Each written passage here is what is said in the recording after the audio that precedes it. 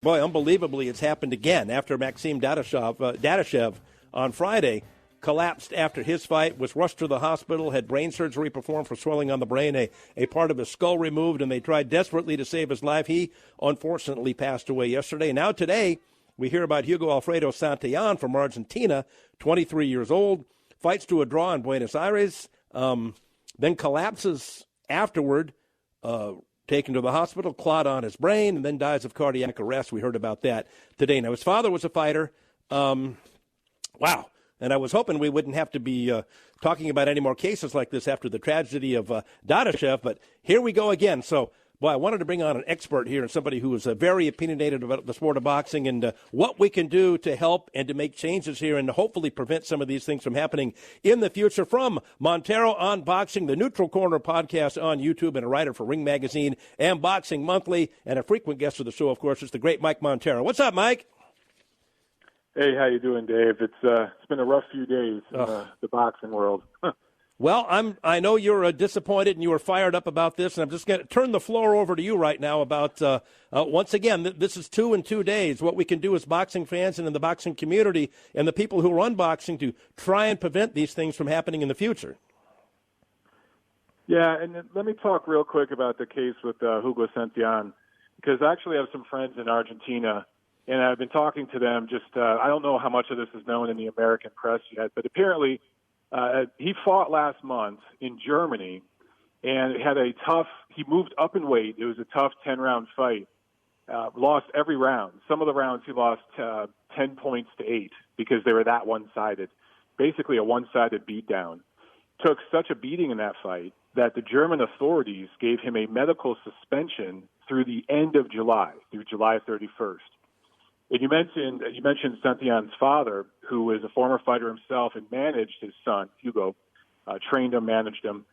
Knowing that this suspension was on in Germany, they took this fight in Argentina just a few weeks after that. And again, this was Saturday night, this fight in Argentina, which was for a minor title through the WBC. Another long fight. It took a lot of punishment. It was a draw. And at the end of the fight, I posted the clip this was on regular Argentina television. Millions of people down there saw this on live TV. Standing in the ring, he could not stand under his own power at the end of the fight. His father was literally holding him up as they read the scorecards. After they read the scorecards and it was announced as a draw, the ref had to hold up Hugo's arm because he couldn't hold up his own arm to celebrate. Immediately after these scorecards are read, he collapses in the ring in his corner, loses consciousness right there, would never regain consciousness. You mentioned the cardiac arrest. He had multiple cardiac arrests. It was at least 2 that I can confirm in the subsequent days in the hospital. Several organs failed. Just a terrible, terrible way to die. I mean, he was around for a few days afterwards. You know, this was Saturday night, and he just died today. So you imagine the last few days of his life. Everything that he went through, just disgusting. And obviously his father just completely negligent, or just, I can't even think of the right word to use to describe him. Just negligence isn't enough. And the referee, the commission down there, a lot of heads are going to roll.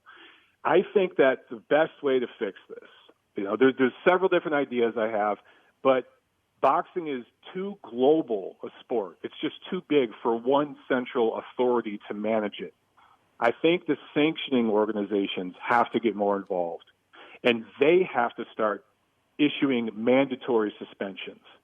You can't leave it up to the state and local authorities because they don't all play ball. I mean, we can't get Kim Jong-un to stop testing missiles. How are we going to get him to agree on the same boxing protocol that India agrees to, that China agrees to? It's impossible. So the sanctioning organizations have to step up.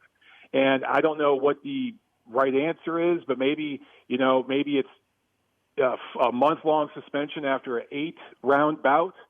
Maybe after a 10-round bout, it's a 2-month suspension. Maybe if there's a knockout, it's an automatic 3-month suspension. Maybe if there's a certain amount of power punches landed on an opponent, a fight is stopped. I don't know what the right answer is, but people talk about glove size. That doesn't make a difference. Headgear doesn't make a difference. In fact, recent studies have shown that headgear is more dangerous and leads to more concussions. So the fighters are always going to fight. And I've seen a lot of posts on social media from far-left activists. I'm just going to put this out there, from far-left political activists saying, ban boxing, this is taking too many lives, this is rich people using poor people. Look, boxing has infinitely saved more lives than it's taken.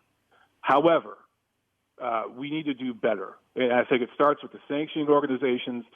Real quick, the WBC, right now they have a 30-day and 7-day weigh-in check-in, where fighters have to weigh in within a certain percentage of their contracted fight weight.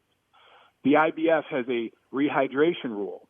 After a fighter weighs in, they can only gain 10 pounds the following day, the day of the fight. They're the only two sanctioning organizations that have these weigh-in checks. I think that the other sanctioning organizations need to do the same thing. I think it should be universal, because a big reason why these brain injuries occur, other than the repeated blows to the head, is the dehydration. A lot of fighters try to shrink down to an unnatural weight, and when you're dehydrating your body, you're literally dehydrating your brain. I've talked to multiple state athletic commission executives.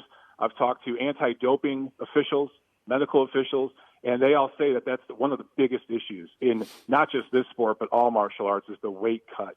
That's killing fighters. What about, Mike, going back to same-day weigh-in? They used to weigh in the day of the fight, and I think we would get more fighters there on real weight, and if you can't make weight, then you're fighting in the wrong division then. I agree with you, Dave. I just don't think it's going to happen. I think that once they went to the previous day weigh-ins, I mean, they did it at first, some of the sanctioning organizations, and they all jumped on. And now if you look at it, weigh-ins, believe it or not, they're big business. I mean, you look at the big fights in Vegas twice a year, they're selling tickets to these weigh-ins in Las Vegas. Canelo Alvarez weigh-in, when Floyd Mayweather fought Conor McGregor, the weigh-in, I mean, the attendance for some of these weigh-ins is bigger than the attendance for a lot of fights. That's a good point. So it's big business, and it's not just with the MGM Grand, let's say, or the T-Mobile Arena, the actual place, the venue. It's the networks, because you want to get it on SportsCenter. You want to get that little clip that's going to be on Showtime. So the networks are involved with these weigh-ins now, and then the press conferences, all of it is big business. So you're not going to get it back to same-day weigh-ins. The way to fix this is to control how much weight fighters can lose and regain. That's the way you can kind of try to monitor this. And look, performance-enhancing drugs, anti-dope testing. I rant about it a lot, and I know I annoy a lot of people because I talk about it so much. And I have a lot of fans who get on my case and say that none of this crap matters. Stop it. You're being an opportunist trying to talk about this stuff right now. It matters. Dave, you and I have talked. You know that I'm in the gyms with these guys, and I know you've seen it too. Punch-drunk guys, damaged fighters, the guys that had a record of, let's say, 5-20, guys you've never heard of that are punch-drunk, and their life is forever changed in their 40s. And how much of this is due to them getting in the ring with somebody that's cheating? And I know it's not just happening in boxing, but in boxing, you're taking blows to the head. In MMA, you might get your arm ripped out of the socket or something like that, but in boxing, you're taking blows to the head, and that's what kills. Well, Mike, this was the next question I wanted to ask you. I'm glad you brought this up. Dillian White, one of the top heavyweights in the world from Great Britain, just had a win over the past weekend. And Eddie Hearn today, his promoter, came out and admitted that he failed a drug test before the fight and was allowed to get in there and fight. And that's putting your opponent's life at risk right there. And Eddie Hearn is admitting he failed his drug test and was allowed to still go in there and perform. Yeah, so the UK authorities have a strange protocol, and I completely disagree with it. The BBBFC, it's the British, basically think of them as the British Commission, and then UKAD, that's their testing authority, UK anti-doping. They have a strange adjudication process where if you test positive for something, they don't have to tell the opponent, and the fight can go forward until their adjudication process goes through, and they can prove that you took something that, a banned substance, and you knowingly took it and meant to cheat. So they're going to have a hearing, they're going to have all this stuff, then they'll decide to do with what they will with Dillian White. Now, here in the States with VADA, who I think is the best anti-doping authority, not just in boxing, but all of sports. I think that if you're not using VADA, why even bother? That's the way I look at it. As soon as they find an abnormality in a sample that they collect and test, everyone is made aware. Not just the fighter who tested positive in their team, but the commission authorities, the promoter, and the opponent. Everyone knows. They don't report anything to the media. They leave that up to the promoter and the commission people. But everyone involved in the fight immediately knows. So I think that's the way to do it. But the way they do things over in the UK, I think it's a broken system, and I don't agree with it. And you're totally right. What if – now, look, maybe Dillian White ingested something accidentally. Maybe it was through a supplement or something. We don't know yet. But it certainly doesn't look good because you can check. You can go online and do a quick check of any supplement to see if it contains a prohibited substance, and these guys know that. So whether he took it intentionally or not, if there was a banned substance in his system and he goes into the ring against an opponent, by the way, against Oscar Rivas, he was dropped in the 9th round. And Oscar Rivas landed a lot of punches, and he was able to recoup from that knockdown and come back and win. How much of that was due to perhaps, him taking these drugs knowingly? We will never know. Mike, I got one more question for you. Daniel Twitch Franco, a kid, he was on my show several times, and I had him on like 2 days before his last fight against Jose Haro when, similar to Maxim Dadashev, swelling on the brain, went to the hospital, part of his skull removed, and thankfully his life was saved. But certainly his career was over, and he's going to have medical issues for the rest of his life. He fought 3 times in 79 days. He was knocked out one time, I think it was here in L.A., and then he fought in Mexico, and then he fought again, and he's claiming in a lawsuit now that Jay-Z and Rock Nation, who, by the way, didn't give him a dime or any help with his medical expenses or ever return a phone call, now he's suing them. They rushed him back in the ring and told him that he had to fight. So, see, there's like the problem you mentioned earlier, fighting too quickly after knockouts, and then when they did the surgery on his brain after he almost died, they said the bleeding on the brain was probably caused by that first time he was knocked out. Yeah, he was placed on medical suspension because, as you mentioned, he fought in California, and California has an immediate suspension whenever someone's stopped. I think California is probably the best commission in America, if not the world. But, as you mentioned, he fought in Mexico. And then the promoter brought him back and he fought on another card, and he was severely injured there. The promoter has not showed up with any money. And I have to say this, Andre Ward, who was Rock Nation's biggest star fighter at that time, he had a rematch coming up with Sergey Kovalev, and during the promotion for that fight, he brought up Daniel Franco's name several times, saying thoughts and prayers, this and that, and I'm going to help him out. As far as I know, Andre Ward hasn't come through with a dime for Franco. Neither has Rock Nation Sports, who I don't even know if they're involved in boxing anymore. Jay-Z's a billion, and they wouldn't even allow the Franco family to post their GoFundMe page on their Rock Nation website. It's unbelievable. It's pretty pathetic. And when you look at the mainstream sports media not attacking Jay-Z and going after him for something like this, I mean, you think if the demographics were a little different here, or if it involved a different sport, I think that they'd be up in arms and there'd be protests and riots.